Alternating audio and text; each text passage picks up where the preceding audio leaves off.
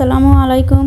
অনেকের অনুরোধে আবার দিলাম চাউমিন রেসিপি। তো চাউমিন রেসিপিতে কি থাকছে, পেঁয়াজ কুচি, টমেটো কুচি, তারপর হচ্ছে পেঁপে একটু লম্বা করে কেটে নিয়েছি, গাজরও একটু লম্বা করেই কেটে নিয়েছি, ওটা হচ্ছে গাজর লাল কালার, আর হচ্ছে মরিচ কুচি, মরিচ যার মতো। তো এই কিছু উপকরণ কিন্তু ঘরেই থাকে। তো এই চাউমিন বানাতে যেই সসটা তৈরি করব তার জন্য নিয়েছি প্রথমে নিয়েছি সয়া সস, তারপরে টমেটো সস দিয়েছি। টমেটো সসটা আমি নিজেই বানিয়েছি বাসায়। তো এইগুলো উপকরণগুলো মিশিয়ে নিচ্ছি চামচ দিয়ে।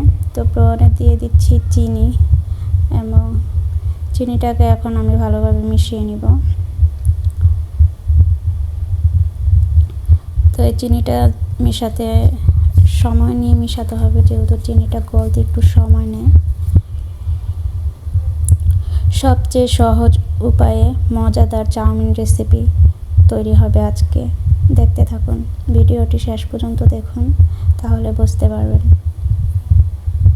তারপর দিয়ে দিচ্ছি কর্নফ্লাওয়ারটা অবশ্যই ভালোভাবে মিশিয়ে নিতে হবে। আর কর্নফ্লাওয়ার কিন্তু অবশ্যই এখানে লাগবে, কর্নফ্লাওয়ার ছাড়া হবে না।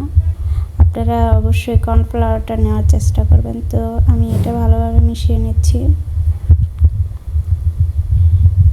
সসটা তৈরি করতে এখানে ভিনেগার দিতে হবে, তো আমি ভিনেগার দিয়েছি, সেই শটটা নিতে ভুলে গেছি।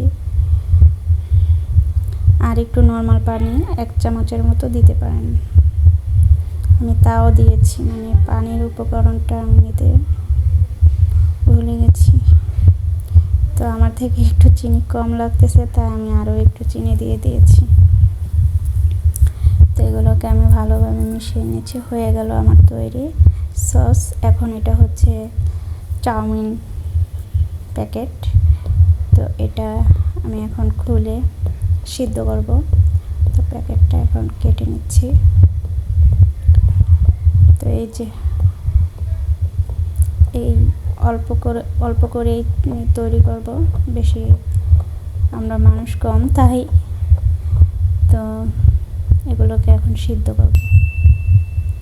তো পানিতে দিয়ে দিচ্ছি, কিছুক্ষণের মধ্যেই দেখবেন সিদ্ধ হয়ে যাচ্ছে। এই যে সুন্দর বলকাইতেছে।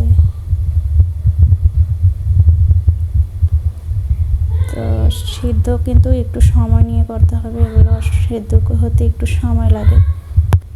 তো ভালোভাবে সিদ্ধ করে নিচ্ছি।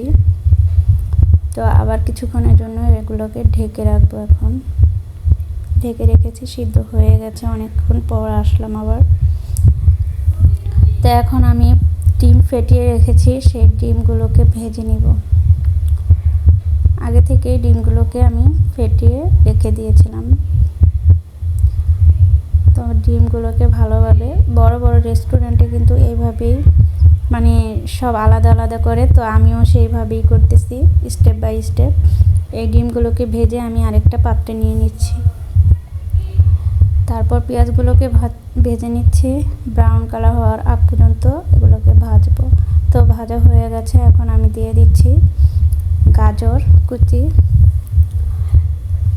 যেহেতু তারপর পেঁপে কুচি, পেঁয়াজ কুচি, এগুলো এখন একটু কিছুক্ষণের জন্য ভেজে নিব।